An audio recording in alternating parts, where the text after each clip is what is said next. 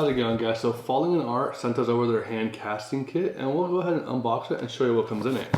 So this is great for families, couples, families who just had a young child, etc., to make some nice memories. So we're gonna open it up. And first things first, you get, it looks like it's a lid. So it's a wooden base, so you can put your completed project on. And the wooden base itself brings 4 anti-skid pads. You get a plastic demolding knife. This looks to be like some sandpapers. You get 5 of them.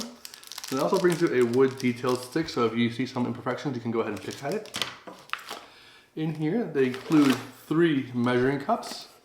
And then here would be your color paints, so you can color your craft. You also get a pair of gloves, which is nice.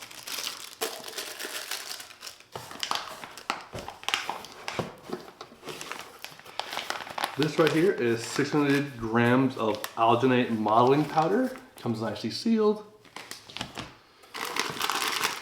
And then it comes with two 500 grams of casting stone powder, so 1,000 grams in total. It gives you a nice paintbrush with a paper clip on it, or a safety pin.